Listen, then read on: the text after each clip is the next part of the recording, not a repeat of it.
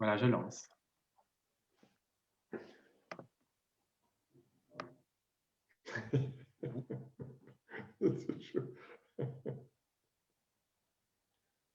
J'ai essayé de lire ta phrase là derrière, Marc. Quand le pouvoir de l'amour surpassera l'amour du pouvoir. Ouais, non, ouais, merci. On est en direct. Ça commence. Bienvenue à toutes, bienvenue à tous. Merci aussi à Valérie Malice d'être ici, à Pedro Correa et à Marc Vossen. Je vous propose Merci à pour vous. commencer ce petit temps ensemble, cette petite heure ensemble, de prendre un temps pour se centrer et se déposer ici, dans le moment présent, une pratique qu'on fait souvent à l'écolieu de l'Orno, que je vous propose de refaire. J'ai amené un petit bol, je vais le faire sonner. Voilà, je vous invite à revenir à votre respiration, à écouter le son du bol et à s'ancrer dans le moment présent.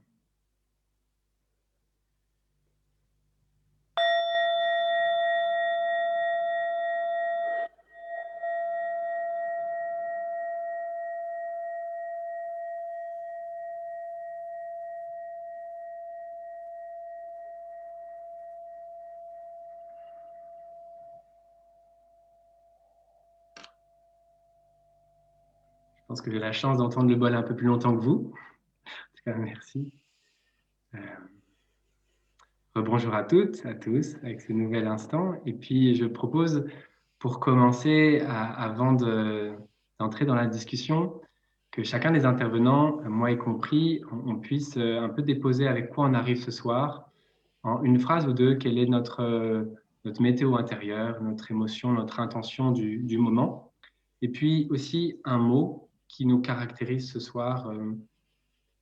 Euh, Puis je vous donne une catégorie, peut-être plus un mot d'arbre. Voilà, quel arbre on arrive ce soir. Commencer pour vous donner l'exemple. Euh, Moi, ma météo intérieure ce soir, c'est une euh, grand honneur en fait de pouvoir rassembler ces personnes qui ont un parcours différent, atypique et inspirant. Et ouais, j'ai un grand enthousiasme à être ensemble ce soir. Et l'arbre que je suis ce soir, maintenant, ce serait le tilleul. Valérie, est-ce que tu veux prendre la suite? Oui, alors bonsoir à toutes et à tous. Euh, je suis en gratitude en fait et je regarde à l'image, je me dis, j'ai quand même trois fameux bonshommes face à moi et donc à la fois en gratitude de ce que je vis depuis plus d'un an et demi, 2 ans maintenant, et en gratitude de l'instant et du moment qu'on va partager, de ce qu'on va pouvoir à notre tour semer. Et l'arbre que je suis est un saule. Merci Valérie. Pedro, est-ce que tu peux prendre la suite? Oui, moi je suis aussi tout en gratitude. Je suis très curieux parce que moi je n'ai encore jamais rencontré en vrai ni Marc ni Valérie. J'ai juste suivi leur actualité sur les réseaux sociaux. Donc il n'y a pas encore vraiment de contact réel. Donc je suis très curieux de pouvoir discuter avec vous. Vu déjà la profondeur et les certaines similitudes que l'on a dans nos approches, je suis très content du coup d'être là. Très pétillant, ce serait un objectif, pas pétillant dans le sens qu'on entend beaucoup pour l'instant à la TikTok superficielle, un truc qui est plus de l'ordre de l'ébullition, tu vois, le dessus de l'ébullition. Qui est pétillant, qui va un peu dans tous les sens. Et c'est pour ça que moi, j'aurais choisi la fougère. Je suis fougère ce soir parce que mes feuilles vont un peu dans tous les sens et qu'elles captent beaucoup. Et il y a une très grande surface par rapport au volume total de la plante. Il y a une grande surface de feuilles. Et donc, j'ai l'impression de beaucoup capter, d'être une grande fougère. Merci Pedro. Merci à vous. te propose, Marc, de poursuivre. Alors, moi, je suis en joie. En fait, je suis joyeux, oui. J'ai toujours bien aimé un des 7 nains qui s'appelait Joyeux. Et donc, je suis joyeux. Et alors, il y a trois mots qui... j'ai fait une interview cet après-midi d'Olivier Onguenac qui a écrit un livre sur The Noble Purpose, donc la raison d'être, le sens. Il m'a cité 3 termes que j'aime bien, c'est la joie, c'est la beauté et l'harmonie. Eh ben, je prends ça pour moi aujourd'hui et l'arbre, c'est le chêne. Depuis longtemps et je ne le quitte pas. Voilà, il ne me quitte pas non plus d'ailleurs. Donc je suis très heureux d'être là avec vous ce soir et très heureux de rencontrer Pedro, Valérie de la re-rencontrer, enfin un certain nombre de fois, et puis Romain, ça faisait quelque temps déjà, donc très heureux à tous et toutes d'être avec vous ce soir. Merci. Merci Marc. Merci à tous les arbres que vous êtes, à toutes ces émotions que vous apportez avec vous.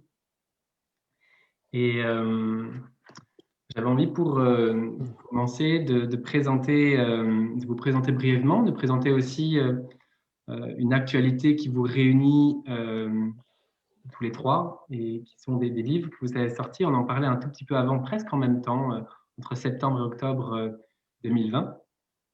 Et le livre de Pedro s'appelle Matin clair. Le livre de Valérie et de Marc s'appelle Balancer vos ondes positives, vivre en leader inspiré, inspirant au boulot et au-delà. Puis oui, dans Matin clair, le petit titre aussi au-dessus qui est important, je crois, lettre à tous ceux qui veulent changer de vie. Faut pas l'oublier. C'était, je peux juste ajouter le sous-titre tous ceux qui veulent changer de vie. Il était question que ce soit changer de vie et changer le monde, mais c'est un peu trop long. En espagnol, on l'a gardé quand même. La phrase en espagnol est plus courte et du coup, on a pu caser aussi changer le monde. Et donc, je rebondis. Pedro, tu as sorti ce livre l'année dernière, il y a quelques mois.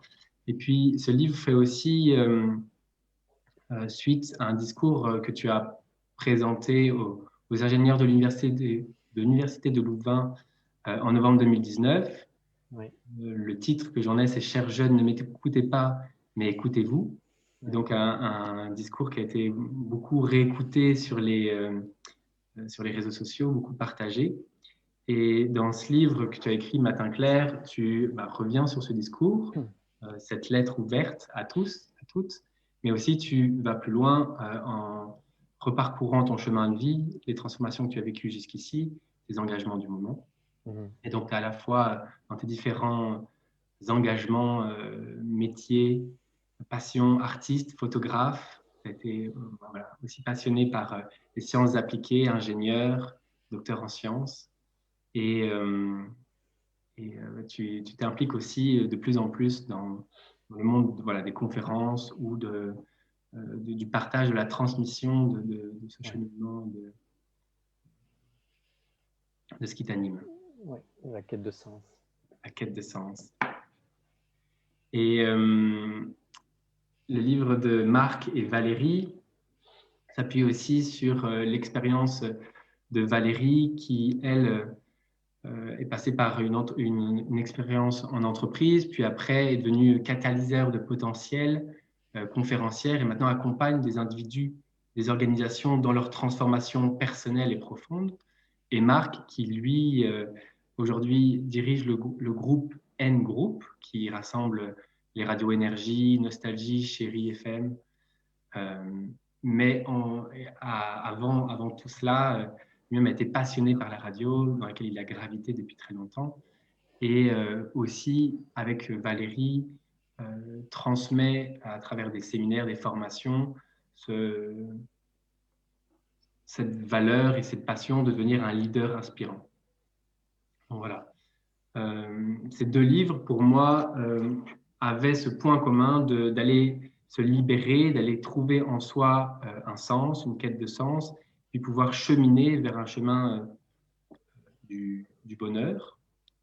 le bonheur dans tous ses états, comme on l'a dit, on l'a annoncé dans cette visioconférence. Et pour lancer un peu dans la discussion, entrer dans la discussion, j'aimerais citer une phrase que Pedro met dans son livre, une définition du bonheur. Selon ce que tu dis, le bonheur, c'est un sentiment de faire de son mieux, sans relâche et sans pression, sans autre guide que sa voix intérieure, sa boussole, avec toutes les haltes, la contemplation qui seront nécessaires. Tu parles, Pedro, de quête de sens. Peut-être je peux vous lancer un peu là-dedans. Quelle a été cette quête de sens qui t'a amené à poser ces mots par rapport au bonheur? Cette quête de sens, elle m'est tombée dessus, plus par élimination que par jaillissement pur dans ce sens-là. Disons que je ne me suis pas dit un jour j'aimerais être plus heureux, mais par élimination, je me suis plutôt dit je ne suis pas là où je voudrais être aujourd'hui. Qu'est-ce que je dois faire? Quel est le chemin que je dois emprunter? Qu'est-ce qui me manque? Qu'est-ce qui me mine? Qu'est-ce qui me leste? Et donc, ça a été à l'époque, donc je le dis dans le livre, je le disais déjà dans le discours, ça a été une crise existentielle suite à la mort de mon père, accidentelle, tragique. Et donc, ça a été cette prise de conscience existentielle de la mortalité. C'est quelque chose que très peu d'entre nous sont capables ou ont pu faire au-delà du concept théorique du fait d'être mortel. Mais cette mortalité, de l'avoir dans la chair, de l'apprivoiser, de l'entériner, et que ça devienne une urgence de vivre, en fait. C'est ça. Ma quête de sens, en fait, est partie d'une urgence de vivre. Si je me rends compte que mon père peut mourir du jour au lendemain, et que donc moi je peux mourir du jour au lendemain, ça veut dire que je peux mourir demain. Et donc chaque jour devient précieux. Et donc cette urgence existentielle de vivre est celle qui m'a poussé à me poser la question, qu'est-ce que veut dire vivre? Qu'est-ce que veut dire vivre pleinement? Et donc de fil en aiguille, à l'époque j'étais très cartésien, je sortais de mon doctorat en sciences appliquées, et puis je me suis ouvert à tout le reste, tout ce qui n'est pas cartésien, tout ce qui est invisible, émotionnel, sensible, intuitif, et donc tout a découlé de là, mais quand même à la base, étant scientifique, et resté encore ce côté très curieux et voilà, quelque peu scientifique, de me dire voilà, comment est-ce que je pourrais chercher ce chemin, quelles sont les voies à explorer. Et donc, dans le livre, j'explique ces voies qui en fait, passent forcément par la libération de poids qui viennent de l'intérieur et de l'extérieur. Dans votre livre, Valérie et Marc, vous parlez aussi de cette libération nécessaire pour se trouver soi-même, pour trouver sa mission de vie. Et Valérie ou Marc, et tu l'as dit aussi, Pedro, il y a des moments catalyseurs qui sont peut-être parfois dans la souffrance ou dans une mauvaise direction qu'on a pris et qui font qu'après, il y a un éveil et une prise de conscience d'une urgence, d'un changement de cap. Vous, Valérie et Marc, vous décrivez un peu dans le livre, peut-être vous voulez revenir quelques mots là-dessus. Quel était votre parcours qui a fait que vous avez touché à aller chercher à libérer des poids, à transmuter à l'intérieur pour plus d'épanouissement, un cheminement vers le bonheur? Anne, vas-y. Merci. Je pense que pour moi, c'est un chemin qui s'est fait petit à petit et qui s'est construit étape par étape ou pas à pas. Alors, il y a eu des éléments et des moments de vie qui ont été très difficiles dans mon enfance ou dans ma vie de jeune ado puis jeune adulte, qui ont fait que je dis toujours, tricoté des histoires, ou en tout cas ancré certaines croyances, où je pensais que ma mission de vie à moi, c'était de sauver les autres. voilà, et que je ne pouvais être heureuse que si le monde autour de moi, mais quand je dis le monde, c'était vraiment le monde, était heureux. Et donc, à un moment donné, on se rend compte qu'on s'essouffle parce que rendre tout le monde heureux pour pouvoir se sentir soi-même heureux, c'est juste pas possible. Et donc, il y a eu vraiment des éléments, des prises de conscience dans un chemin de développement qui est à la fois personnel et professionnel, qui permettent tout à coup de se dire, et si c'était autre chose? Et là, j'ai réalisé qu'en fait, je n'étais pas là pour sauver le monde, mais que j'avais des graines à planter, que j'avais des choses à semer pour faire en sorte que ces graines puissent tomber dans n'importe quel type de terre, à un moment donné prendre racine, probablement mourir aussi pour pouvoir prendre racine, et faire en sorte que, à leur tour, d'autres personnes puissent grandir et s'épanouir au travers de ce que moi je pouvais semer. Et donc voilà, c'est un peu comme ça que je l'ai trouvé. Ça a été vraiment du pas à pas, du étape par étape. Et puis après, on commence à nettoyer un petit peu à la fois ce qui se présente, les choix de vie qu'on a fait sur le plan personnel, sur le plan professionnel. Est-ce que c'est vraiment encore ce que je veux ou ce que je veux plus? Et si c'est pas ce que je veux, qu'est-ce que je fais pour transformer ça? Voilà, je le résumerai un peu plus comme ça, mon parcours à moi. Merci. Et Marc, la quête de sens, en fait, c'est une prise de conscience après 20 ans de prison, où je suis devenu work alcoolique. C'est dû à la mort de ma fille dont je me sentais en partie responsable 20 ans plus tôt.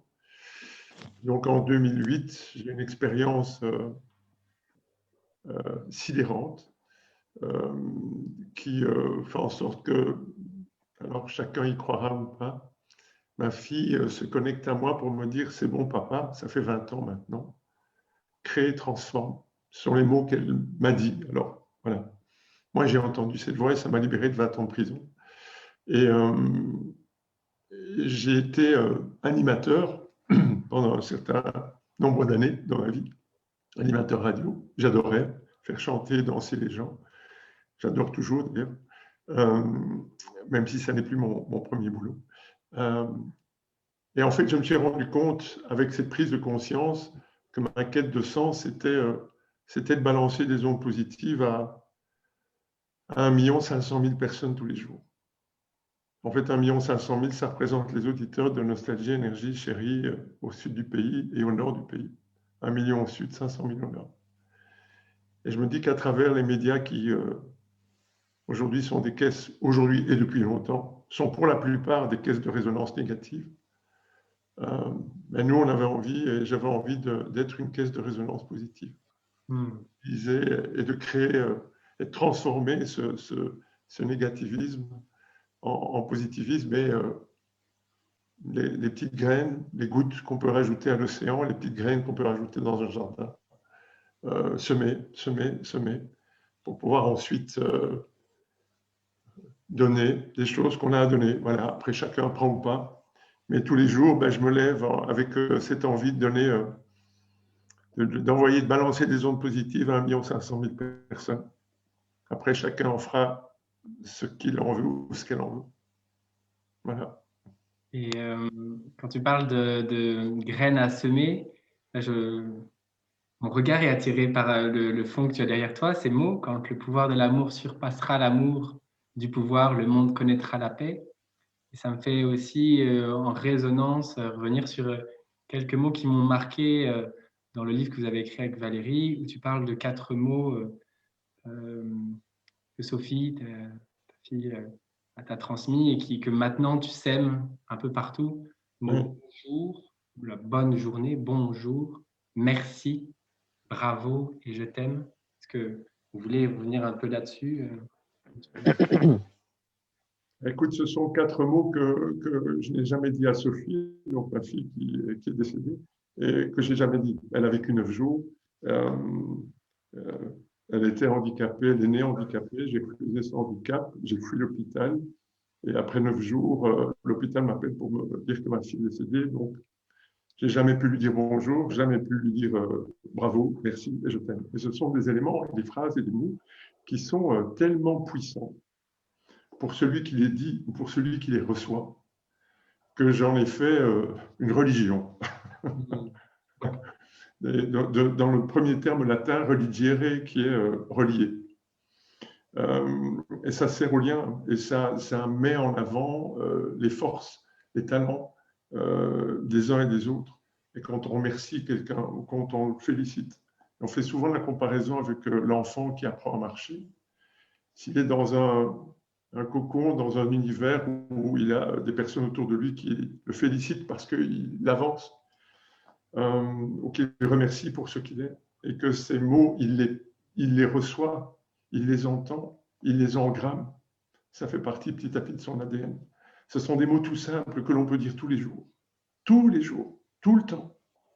Ben voilà, c'est une de mes clés quotidiennes, c'est combien de fois je peux dire bravo, combien de fois je peux dire bonjour, combien de fois je peux dire merci, combien de fois je peux dire je t'aime. Et si j'en dis beaucoup, alors je fais des concours entre moi et moi, si j'en dis beaucoup, ben c'est bon, je passe une bonne journée. Ouais, dans votre livre, et on reviendra un peu dessus, vous donnez quelques guides, comment vous les appelez, des graines d'idées qui donnent un peu des pratiques transformatives pour changer de mindset et puis affirmer un nouveau chemin où on s'écoute plus de l'intérieur. J'aimerais un peu donner la main à Pedro. Ce qui m'a aussi frappé à la lecture de ton livre, c'était tout ce retour, cette introspection que tu as faite sur ton chemin de vie, où tu es allé questionner ton archéologie transgénérationnelle, comme tu l'as noté, et comment tu as déconstruit certaines croyances, certaines peurs liées aux pressions sociales ou des blessures ouvertes liées à tes grands-parents, parents, et comment tu as réussi à après vraiment réécouter ta boussole intérieure, ta voix intérieure. Je pense que c'est quelque chose d'indispensable à faire à un moment si on veut s'orienter vers une quête de sens où on trouve son sens à soi, sa mission personnelle. Que tu veux... Oui, oui, à un moment donné, je dis que dans l'éducation aujourd'hui, on nous fait apprendre par cœur les lignées de ceux qui nous ont gouvernés, les différents rois de Belgique. En France, moi, j'ai grandi les 8 premières années de ma vie, j'étais dans le public en France. C'est pareil avec les présidents de la République, tous ceux qui nous gouvernent, et on oublie complètement qu'est-ce qui nous gouverne, nous, intérieurement.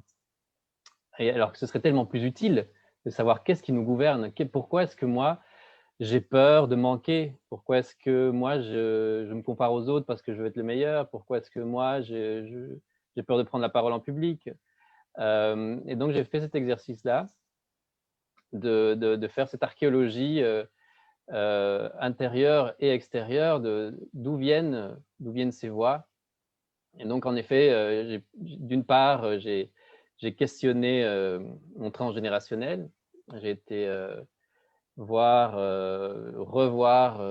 réimaginer tout ce vécu de mon grand-père qui a fait la guerre civile, qui était maçon dans un petit village pauvre en Espagne, qui a dû combattre ses frères, ses voisins, une guerre civile déchirante. Mon père qui a vécu, grandi sous la dictature, dans la privation de liberté d'expression.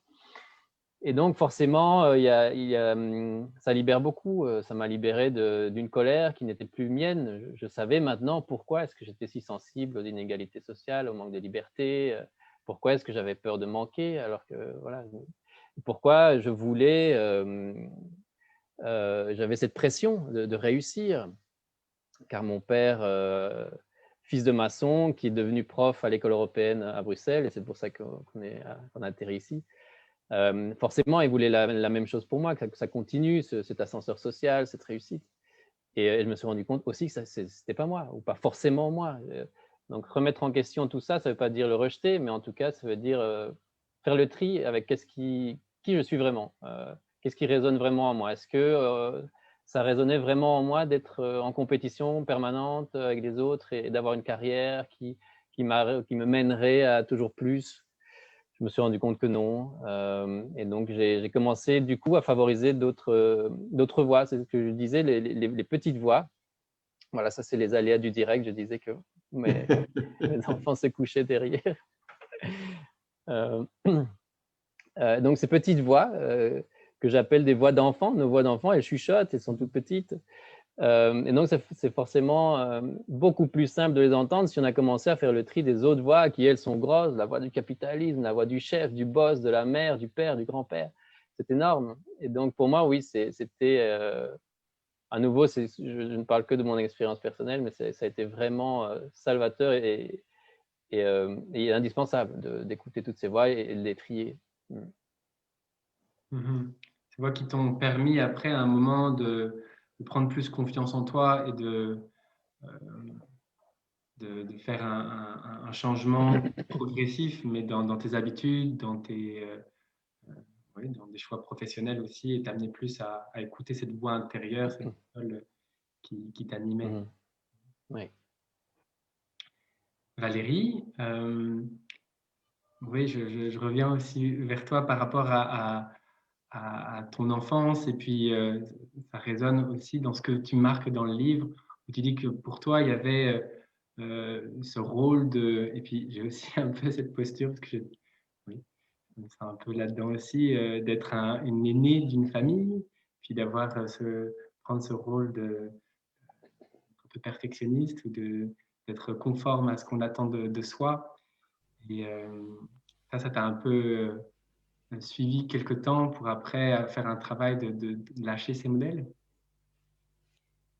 Je pense qu'en tout cas, moi, j'ai été élevée dans la recherche de l'excellence, mais de l'excellence de la performance. Et ça vient à la fois de l'éducation, mais ça vient aussi du contexte dans lequel on est éduqué. Aujourd'hui, à l'école, c'est les bons points versus les mauvais points, c'est meilleur que ton voisin. J'ai encore connu, moi, les classements, c'est qui était premier en classe et qui était dernier, et c'était encore même publié ou officialisé au niveau de la classe. Donc, on savait quel était notre niveau dans le rang. Et je pense que du coup, ça nous pousse toujours à aller chercher le meilleur, et on n'est jamais satisfait parce qu'on se dit qu'il y a toujours autre chose qu'on peut aller chercher derrière.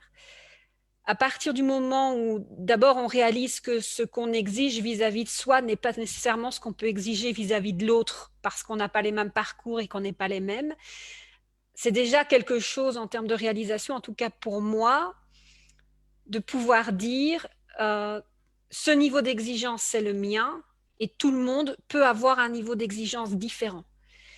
Et donc ça a été une première étape. Et ensuite, la deuxième a été de comprendre à quel prix et pourquoi j'ai besoin de ce niveau d'exigence. Est-ce que c'est vraiment nécessaire? Est-ce que c'est vraiment indispensable? Est-ce que ça rend heureux? Et j'ai juste envie de profiter de l'occasion de relire, parce que quand j'ai lu le livre de Pedro, il y a à un moment donné une phrase, enfin un paragraphe que j'ai envie de vous lire, qui m'a beaucoup marqué parce que ça m'a fait le même déclic à l'époque. Après, derrière, c'est comment on transforme ça. Et j'aime bien la façon dont il l'a transformé. Voilà. Le passage, c'est « Au beau milieu d'une nuit sans lune, étendu sur un matelas, dans un petit appartement vide du centre de Bruxelles, mon cœur battant au galop, je compris ce que signifiait vaincre la peur par l'action. Avoir moins de biens et plus de liens, se retrouver. Je réalisais que les craintes nous empêchant de quitter une vie qui ne nous correspond pas ne sont rien comparées à la douleur de rester. Et quand j'ai lu ça, j'ai aussi réalisé à quel point c'était douloureux pour moi de toujours être dans cette excellence. Et que donc, pouvoir lâcher ça permet de se transformer et d'aller chercher autre chose que juste ce profit, ce gain, cette performance, mais d'être beaucoup plus dans la bienveillance, la confiance et l'authenticité de qui on est, avec les bons et les moins bons côtés de nous. Mais c'est ça qui fait notre belle personnalité aujourd'hui. La bienveillance, la confiance et l'authenticité. Les trois attitudes que vous mettez en avant dans le livre. Merci Valérie. Merci. J'étais très content que ça te touche. Pardon, Romain, je t'ai coupé. Je savoure aussi. c'est un des passages de livre qui m'a aussi pas mal touché. Ce moment où tu reviens sur ce cap qui se passe. Et dans ces trois attitudes voilà, bienveillance, la confiance et l'authenticité, essayer de créer ça, l'instaurer dans son quotidien. Marc rajoute, il y a la puissance aussi de l'intention et que dans sa vie, dans ses chemins de vie, il a essayé d'aller puiser dans sa boussole intérieure, dans sa petite voix, justement en laissant la place à l'intuition, à l'intention pour guider ses choix professionnels, personnels. Il y a aussi une phrase que tu emploies, il n'y a pas de hasard. Peut-être tu peux un peu étayer ça?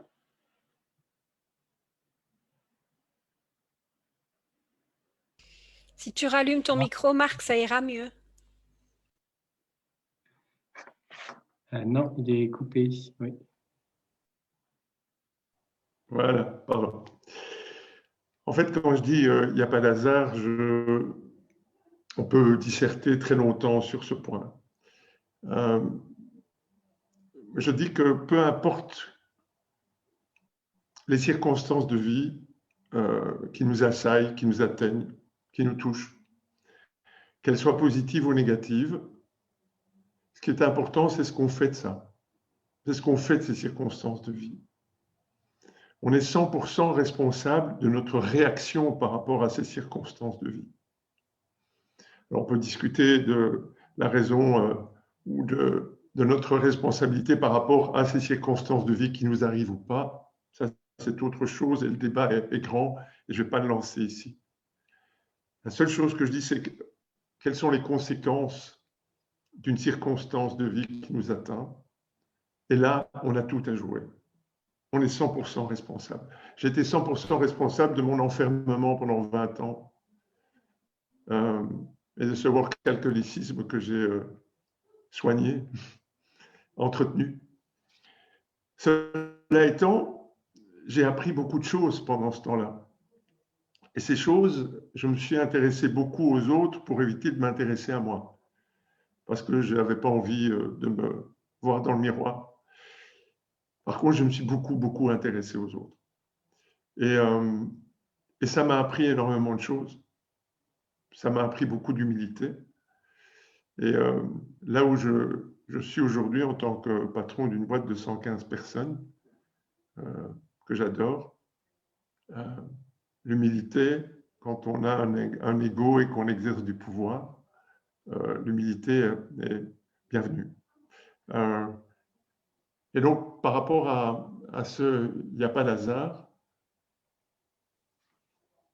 qu'est-ce qu'on fait de ce qui nous arrive? Que ce soit Pedro, que ce soit toi, Romain, que ce soit toi, Valérie, ou tous et toutes qui nous écoutez, qui nous voyez. Nous avons tous des moments compliqués. Qu'est-ce qu'on fait de ça? Et j'ai une phrase que j'aime beaucoup, c'est « tout obstacle est une opportunité ». Alors, l'obstacle est dur, l'obstacle peut être difficile, l'obstacle peut être compliqué. Et parfois, on est tellement mal qu'on ne se donne pas le choix de chercher des pistes, de solutions.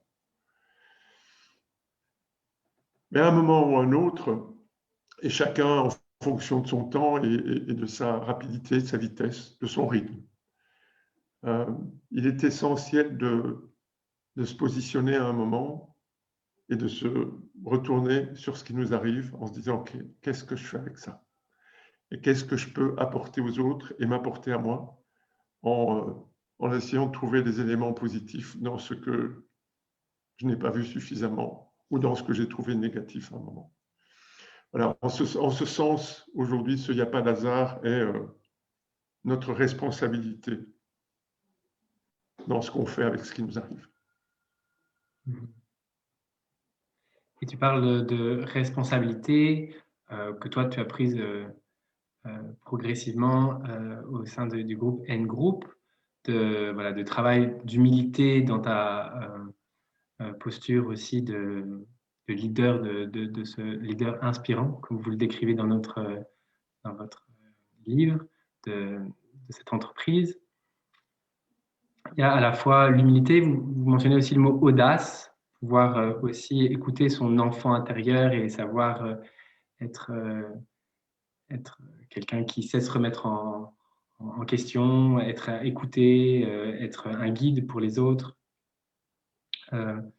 Pedro, tu le mentionnes aussi, c'est vrai qu'il y a un travail d'introspection, mais après, il y a une action vers l'extérieur qui se crée et qui crée le chemin collectif de bonheur ou de bien-être, d'être à la bonne place. Et tu le mentionnes aussi dans ton livre, Pedro, en disant il faut tout un village. Souvent, on connaît la phrase, le proverbe africain, il faut tout un village pour éduquer, élever un enfant. Toi, tu la transformes en disant il faut tout un village pour devenir un adulte. Donc peut-être, oui, un peu venir là-dessus. Dans votre action, Marc, que vous faites pour les collectifs, en fait, essayer de transformer des collectifs pour qu'il y ait plus de bonheur dans les entreprises, des entreprises libérées, des organisations libérées ou qui mettent l'humain au centre. Quelles sont vos façons de voir la chose pour que ces organisations respectent plus l'humain?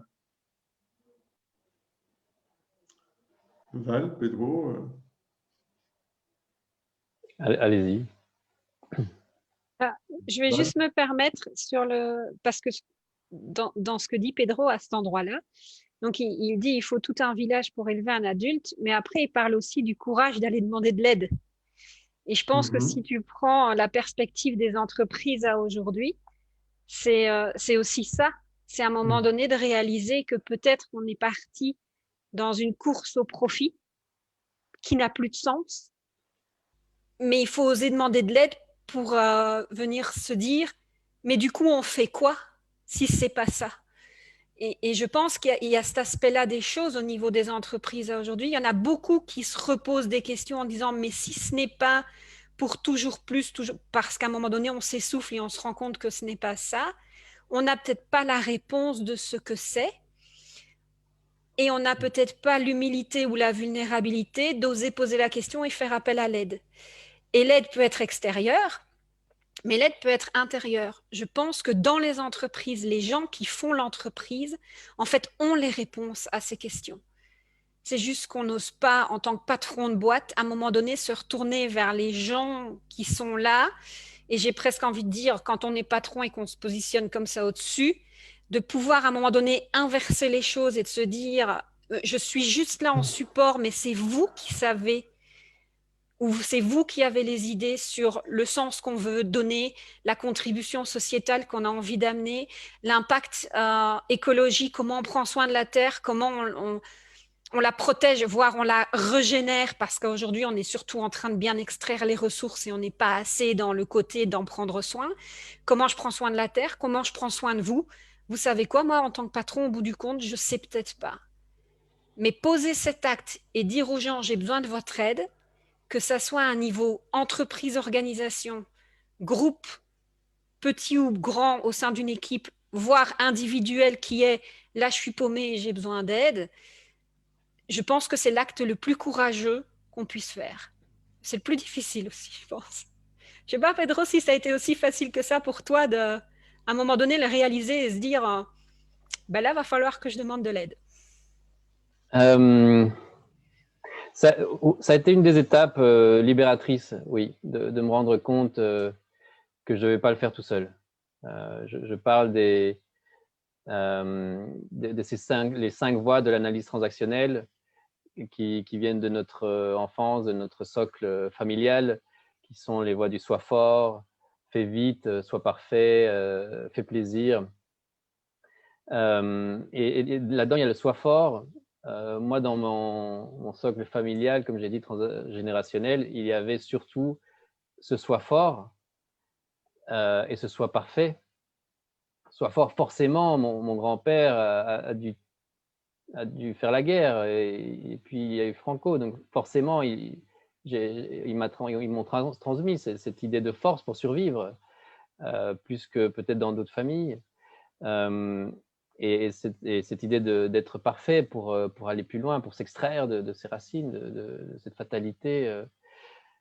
Et donc, quand je me suis rendu compte de ça et que j'ai pu me libérer de ce soi fort, soit dit en passant, enfin, quand je dis le soi fort et le soi parfait, j'en ai pas du tout le monopole. Il ne faut pas passer par une guerre civile pour avoir ces voix-là dans sa famille. Hein. On est bien d'accord, tous les hommes dans ce patriarcat actuel ont grandi avec ce truc du soi fort, etc.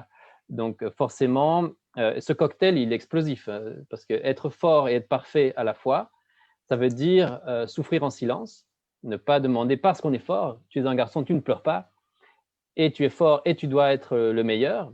Donc ça veut dire qu'on va s'essouffler à toujours plus, parce qu'être parfait, c'est impossible. Donc il y a toujours cette barrière théorique qui est inatteignable, parce qu'on veut toujours être le meilleur par rapport aux autres. Et à la fois, on souffre en silence, parce qu'on ne va pas pouvoir se plaindre de dire qu'on n'y arrive pas ou qu'on a du mal, ou quoi. Donc c'est le burn-out assuré.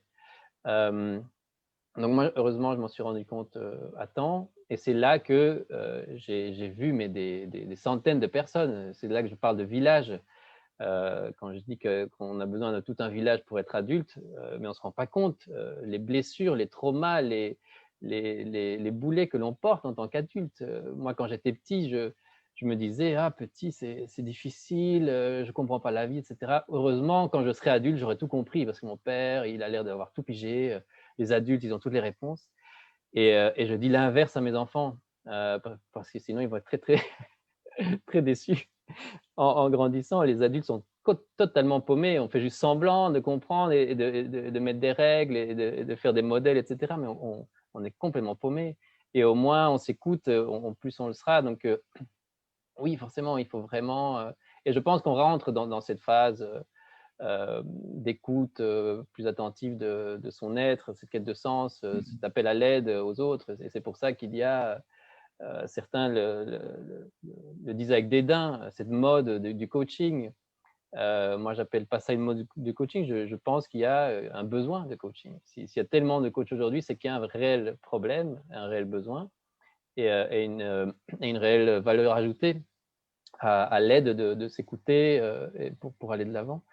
Mais c'est vrai que Valérie, quand tu parlais de cet appel à l'aide, je n'avais jamais interprété ça comme… j'avais jamais interprété la personne comme étant une entreprise qui peut appeler à l'aide pour elle-même aller mieux. Oui, moi, voilà, forcément, je me suis toujours centré sur les individus. Et c'est pour ça que je pense qu'on est assez complémentaires forcément, par rapport à nos parcours, dans nos visions. Moi, quand je vois aujourd'hui la vague de burn-out qu'il y a, qui est catastrophique, qui est immense, je le lisais aujourd'hui même, qu'on passait les 500 000 en Belgique, 500 000 personnes sur à peine 10 millions de personnes en maladie de longue durée. C'est immense. Et c'est là que je pense qu'on est complémentaires, parce que moi, je parle beaucoup de quête de sens individuel, et vous êtes plus, je pense, dans ce qui est de revalorisation du leadership et des patrons, des décideurs. Moi, je pense, je suis curieux et j'espère ne pas vous mettre dans l'embarras, mais j'avais une petite question par rapport à ça. Parce que j'ai l'impression qu'aujourd'hui, on arrive, cette vague de quête de sens et de tristesse, elle vient quand même du fait qu'il y a beaucoup trop de jobs aujourd'hui qui ne servent à rien, ou qui nuisent, pire, qui sont nuisibles par rapport à la planète et à nos voisins et aux vivants en général. Et à ces compagnies-là qui sont nuisibles, on aura beau mettre les meilleurs leaders à leur tête, ça ne changera rien. Moi, j'ai beaucoup de mal à répondre à cette question de dire comment peut faire quelqu'un qui est en quête de sens et qui veut être plus heureux et qui est dans une boîte qui, elle, les valeurs de base, le core business de cette entreprise n'a pas un impact positif autour de soi. Je suis un peu embarrassé par rapport à ça. Voilà, c'est une question, je pense que vous êtes les bonnes personnes pour en parler. Val, tu veux commencer à répondre? Là, je vais d'abord laisser le patron d'entreprise prendre la question. D'accord. La patate chaude.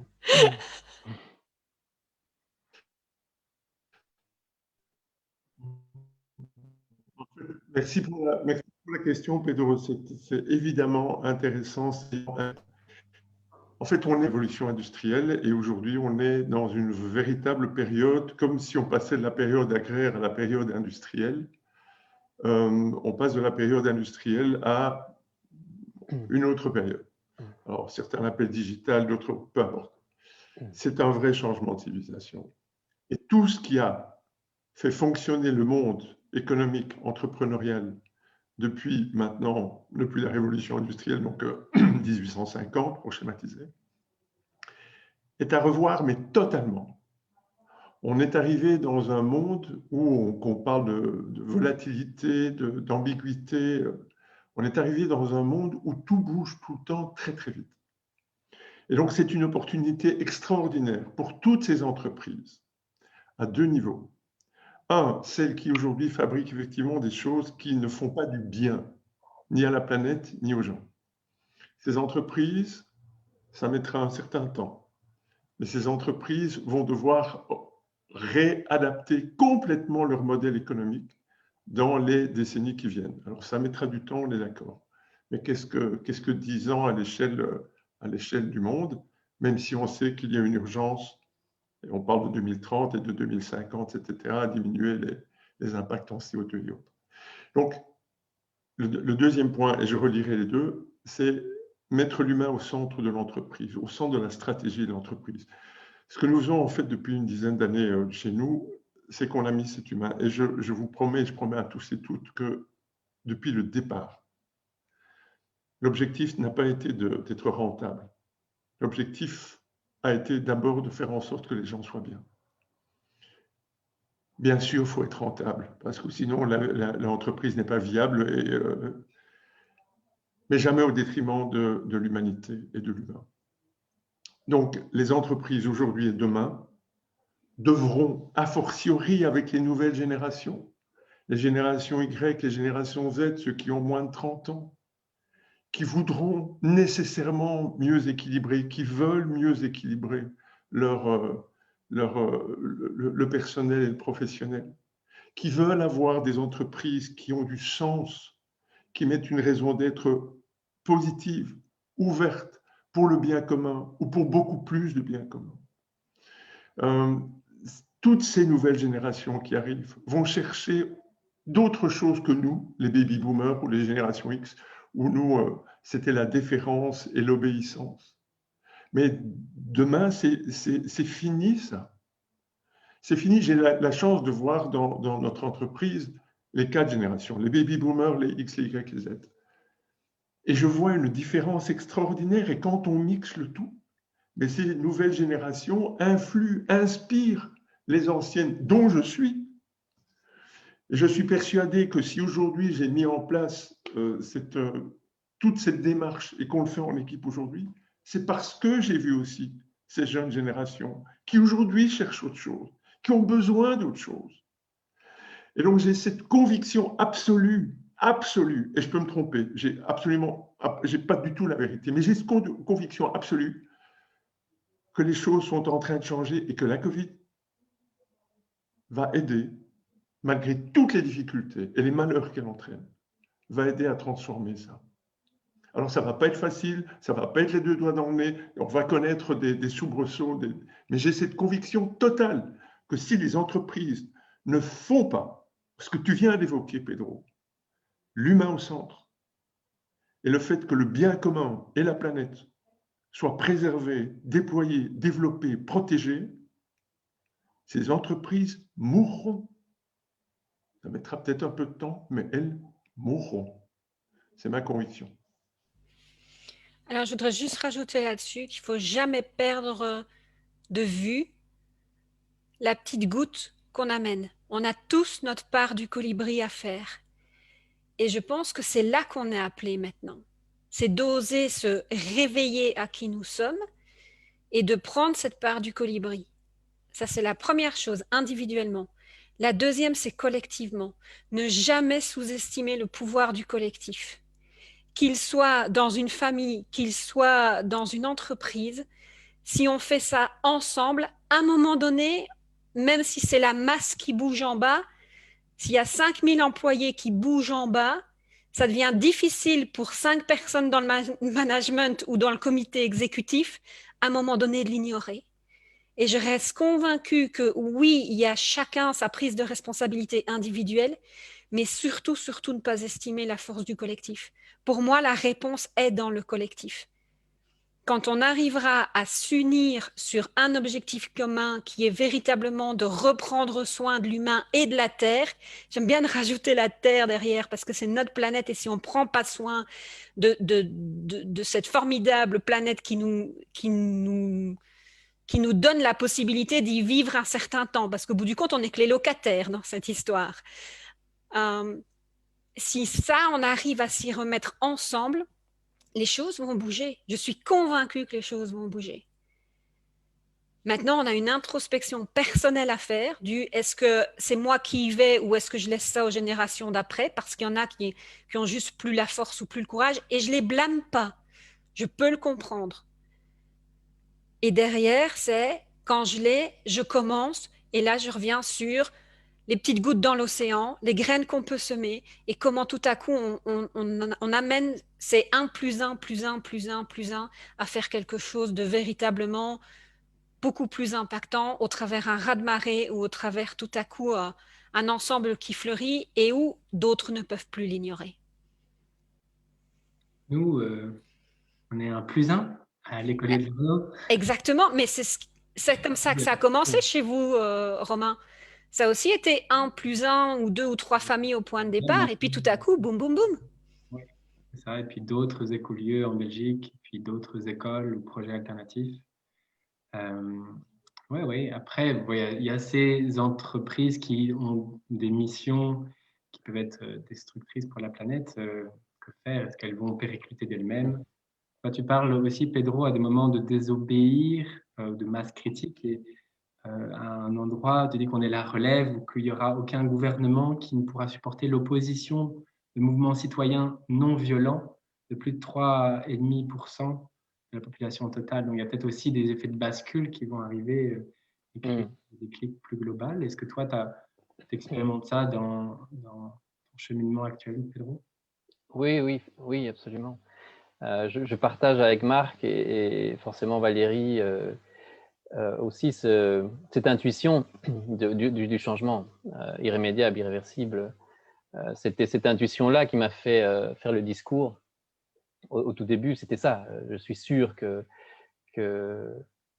ces gens-là peuvent l'entendre, que le moment est venu que tout le monde puisse l'entendre, même les profs, tu vois. Il y avait des profs qui n'étaient pas d'accord, la plupart, et ceux-là ne sont pas venus me voir, mais les autres sont venus. C'était vraiment une grande majorité.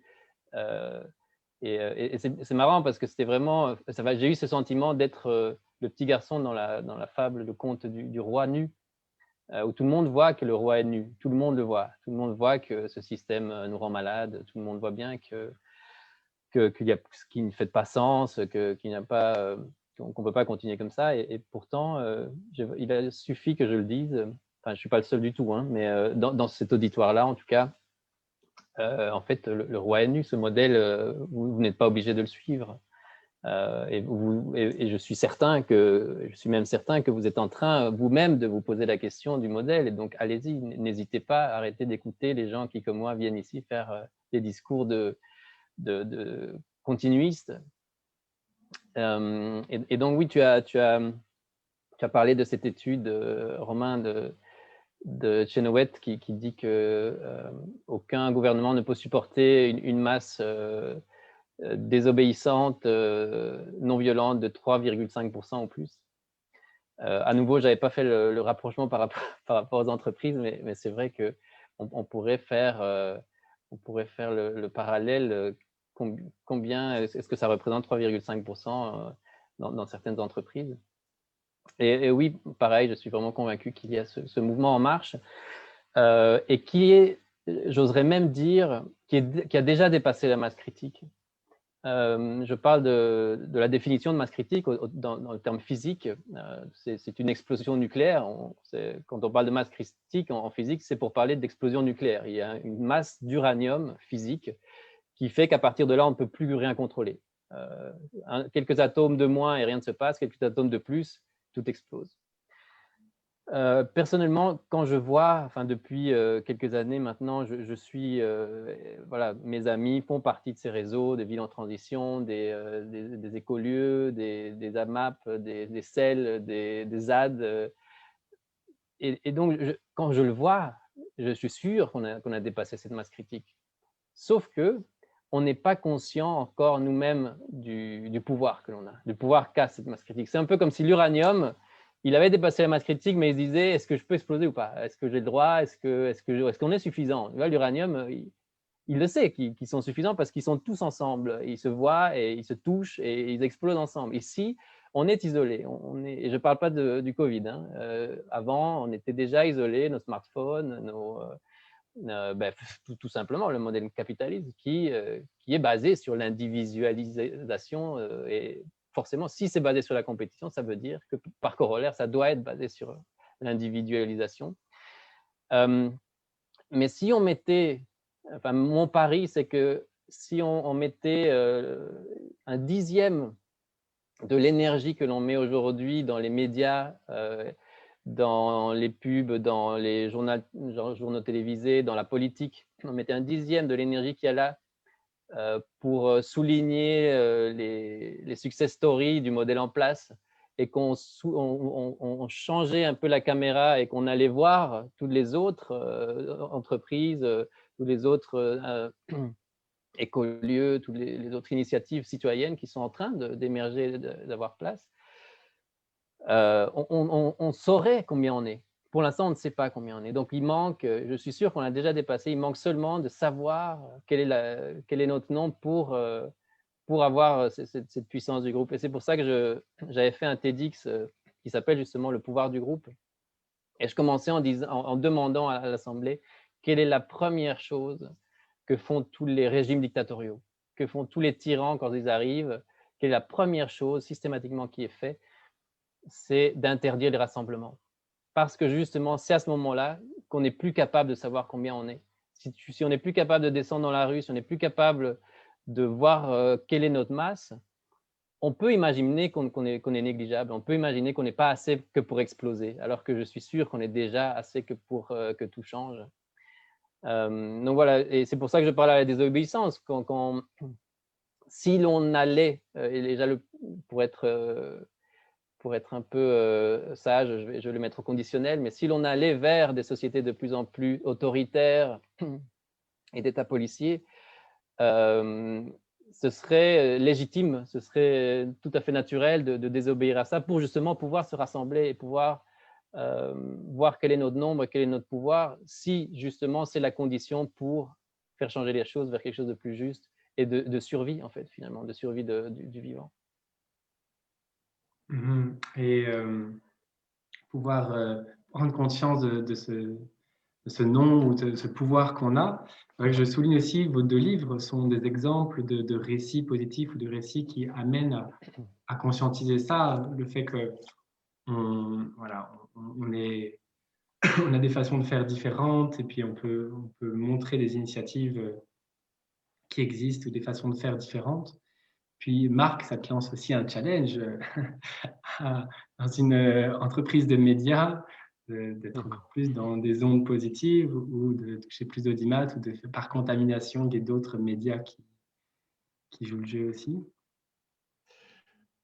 Tu sais, en fait, ce n'est pas un hasard si aujourd'hui notre groupe, il n'y a pas d'hasard, si notre groupe aujourd'hui en radio est plus écouté que l'ensemble des radios de la RTBF ou l'ensemble des radios d'RTL. J'ai cette conviction que, et je le dis souvent, mais je pense que c'est important, quand un animateur, un journaliste, une animatrice ouvre son micro chez nous, il ne pense pas à 1 million de personnes, pas à 100 000, pas à 10 000, pas à 1000. Il pense à une personne qu'il ou elle aime. Et quand vous parlez à une personne que vous aimez, vous ne parlez pas de la même façon, vous n'utilisez pas les mêmes mots, vous n'avez pas le même ton de voix. Et quand on l'envoie et qu'on balance en fait ces mots, inévitablement, il y a quelque chose qui se passe de l'ordre de l'inconscient, de l'ordre du non-voyant. Mais il y a quelque chose qui se passe parce qu'on impacte d'une manière ou d'une autre. Quand vous parlez à vos amis, quand vous parlez à des inconnus, vous ne parlez pas de la même manière. Vous n'utilisez pas les mêmes mots. Sauf si vous imaginez que les inconnus qui sont en face de vous sont les personnes qui peuvent être ces personnes que vous aimez et vous les exprimez, vous vous exprimez avec cet amour-là, avec ces mots-là. Premier élément. Deuxième élément, j'ai cette conviction évidemment que les médias changent et ils sont en train de changer. Vous savez, quel est le média le plus important aujourd'hui? C'est chacun d'entre nous. Nous sommes les premiers médias. Aujourd'hui, avec ce qu'on peut faire sur les réseaux sociaux, et c'est ce que Pedro vient d'évoquer, ce que l'on peut faire, ce que l'on peut dire, ce que l'on peut agiter, ce que l'on peut mettre en œuvre à travers nos écrits, nos mots, nos voix, nos images. Si nous évoquons, si nous partageons déjà toutes ces émotions positives, toutes ces initiatives citoyennes positives, et si nous en sommes des caisses de résonance positives, déjà, et de prendre conscience que chacune de ces gouttes forme effectivement cette masse qui a dépassé la masse critique, et de se retrouver à travers tout ça, déjà, il y a une puissance formidable. Et à côté de ça, des médias, des masses médias, qui, comme les nôtres aujourd'hui, touchent 1 million de personnes, 1 500 000 personnes.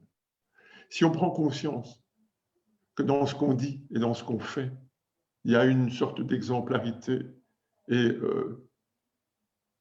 pas de modèle parce que le terme est trop fort, c'est pas juste, mais de ligne à suivre. Ben, les autres médias, et regardez, et j'analyse évidemment beaucoup tous les autres médias en TV et en radio. Et aujourd'hui, vous voyez qu'il y a une évolution. Alors, ce n'est pas encore parfait, il y a encore plein de boulot, mais il y a quelque chose qui est en train de se passer, une prise de conscience importante. Ça n'est pas encore en définitive fini et il y a encore plein de boulot, mais il y a quelque chose qui est en train de se passer. Et Marc, quand tu évoques, j'aime bien fait que tu dis que chacun a sa propre responsabilité, que les réseaux sociaux, notre société connectée permet à chacun de faire sa part du colibri. Oui, dans votre livre, vous parlez de leadership inspirant, mais ça peut être dans les entreprises, tout comme dans la vie personnelle. En fait, retrouver, puis je vais le déconstruire comme vous le faites, un leadership, donc du mot lead, earth et ship, être à la fois quelqu'un qui active, qui guide, et dans earth, le mot terre, se mettre au service d'un bien commun, et puis être tous dans le même bateau, ship. C'est quelque chose de chacun peut le faire à son échelle et puis après se rassembler en collectif ou dans son entreprise, dans son choix de quitter l'entreprise pour aller faire autre chose. Est-ce que Valérie, oui, ou Marc? Je voulais juste dire ce que Pedro dit. Nous sommes tous notre propre gouvernement. Nous avons tous cette capacité de modifier les choses. Et puis je laisse Valérie. Il y a un élément essentiel dans le message de Pedro. C'est que nous avons tous cette puissance, cette capacité, effectivement, d'envoyer bouler l'obéissance et la déférence et de faire notre propre chemin. Ça demande du courage, hein. Ça demande du courage, la volonté et la lucidité. Mais on a tous cette capacité-là. Et Marc m'a fait découvrir quelque chose de très intéressant que lui a découvert aussi au travers d'un spectacle, qui est que ce que Pedro appelle désobéissance, je l'appellerais audace. Je pense qu'il nous faut le culot ou l'audace de faire d'autres choses, de le faire autrement et différemment. Et l'anagramme du mot audace, c'est cadeau. Donc j'ai presque envie de dire, et si on se faisait ce cadeau d'oser autre chose de différent? Et enfin, je dirais mon dernier mot, c'est pour tous ceux qui nous ont écoutés là, c'est au fond, ne croyez pas un seul mot de ce qu'on vient de vous raconter, osez-le vous-même. Merci Valérie, on pourrait clôturer comme ça. Et en même temps, je vais vous proposer de repartir aussi avec un mot, une phrase, une idée que vous avez envie de de partager. J'aimerais qu'on se pose un instant. On a parlé 1 heure, il y a eu voilà, des choses échangées sur nos chemins personnels, nos croyances du moment, nos convictions. Et dans votre livre, ouais, Marc et Valérie, il y a une phrase avec laquelle je vais clôturer. Je vais vous demander après d'échanger un mot après ça. Ce que vous dites dans votre livre, c'est que chaque jour est un nouveau départ possible. Donc là, on a passé 1 heure, on va aller se coucher, on a un nouveau départ possible. Il n'y a déjà plus de passé et pas encore de futur. Voilà, avec quel mot vous voulez nous laisser? Je vous en prie, Pedro, pour commencer. Non. Oui, Pedro. D'accord, c'est par Valérie. Un mot pour... Ou une phrase, une intention qui clôture un peu la discussion. moi, ce serait la reconnexion. Après une longue déconnexion qui a duré des décennies, des déconnexions au vivant, une déconnexion à nous-mêmes. Ici, après 1 an de déconnexion à la chair, au regard, déconnexion à quelles sont nos envies, nos réels besoins, notre véritable place. Voilà, j'aimerais voilà, inviter à se reconnecter aux autres, à nous rendre compte en nous reconnectant que nous sommes nombreux, que nous sommes très nombreux. C'était vraiment mon message principal, de nous rendre compte à quel point nous sommes nombreux si on se reconnecte les uns aux autres. Au-delà des réseaux sociaux, je pense que les réseaux sociaux ont cette particularité, c'est mon intuition, cette particularité de donner des nombres qui n'ont pas un impact dans le dur. Donc, on va voir que j'ai autant de milliers de followers, on va voir que j'ai autant de centaines de likes. Ça n'a pas du tout la même force que lorsqu'on est 100 personnes dans une pièce. Tu peux avoir 5000 likes et tu as 25 personnes dans une pièce, ça n'aura jamais le même impact. Et donc, j'attends tellement, avec tellement d'impatience, l'heure où on pourra à nouveau se regrouper pour sentir cette énergie et cette reconnexion les uns aux autres et cette force. Je parle dans le livre et dans le TEDx et j'en parle souvent de ce groupe de réflexion qui, moi, a été vraiment un point de bascule aussi, de nous retrouver 1 fois toutes les 2 semaines, 3 semaines, entre amis, une dizaine, d'abord une demi-douzaine, puis une dizaine, puis finalement on était 20-30. Groupe de réflexion pour voilà, se retrouver, partager les idées et légitimer nos questions. Nous rendre compte que d'autres que nous ont les mêmes questions que nous. On n'est pas fous, on n'est pas seul. Et donc, cette légitimation de nos inquiétudes est vraiment extrêmement utile dans une période de basculement comme celle-ci. C'est vraiment se légitimer. Le modèle doit changer et donc il faut le légitimer par le nombre, en fait, par le nombre de personnes qui sont d'accord et qui trouvent que c'est juste. Voilà, c'était une fin un peu longue. C'était une phrase un peu longue. Je vous laisse. Merci Pedro. Avoir moins de biens et plus de liens, comme tu le disais aussi. Ouais. Marc? D'abord, merci de nous avoir permis d'échanger, de partager. C'est trop court. Et donc, moi, à titre personnel, j'aimerais bien, Pedro, qu'on puisse continuer cette discussion au-delà de ce qu'on vit maintenant. Donc, merci pour ce partage. La deuxième chose, c'est, moi, je terminais avec un mot, ensemble. J'aime bien, je trouve que c'est un joli mot de la langue française. Et si on peut effectivement activer ensemble cette nouvelle civilisation qu'on met en place, c'est juste waouh, et on est plus fort ensemble, et on le sait bien, et on l'a dit. Les oies sauvages vont, quand elles sont seules, 24% plus vite. Quand elles sont ensemble, vont 70% plus loin. Et puis alors, la dernière chose, c'est optimisme, parce que je suis un optimiste convaincu. Et que l'optimisme, c'est face à un problème, imaginer une solution et tout faire pour la mettre en œuvre. Il faut de la lucidité, de la conscience, donc, qu'il y a un problème. Il faut du de la volonté, avoir envie de mettre en place quelque chose. Il y a deux mots que j'exècre dans la langue française et dans les attitudes, c'est le cynisme et le fatalisme. Le cynisme, c'est de toute façon, il y a bien quelqu'un d'autre qui le fera. Le fatalisme, c'est à quoi ça sert. Donc, l'optimisme, c'est de la lucidité, de la volonté, tentons de trouver des solutions, et du courage, il faut les mettre en place parce que ça va changer beaucoup, beaucoup, beaucoup dans les prochaines années. Et il faudra du courage. Et plus on est ensemble, plus on en aura. Merci. Merci Marc. Merci Marc. Valérie? C'est dur de passer après deux hommes inspirants. Mon message serait d'oser, pour chacun qui nous regarde, qui nous écoute, d'oser être à l'écoute ou réveiller ce leader qui dort en chacun d'entre nous.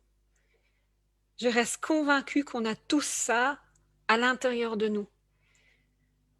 Et je me dis que si, quand je regarde sur le témoignage de ce soir qu'on vient de faire, on est 4 à avoir réussi à aller chercher ce petit leader qui sommeillait pour pouvoir le vivre et l'exprimer, avec 4 histoires différentes, avec 4 parcours de vie différents.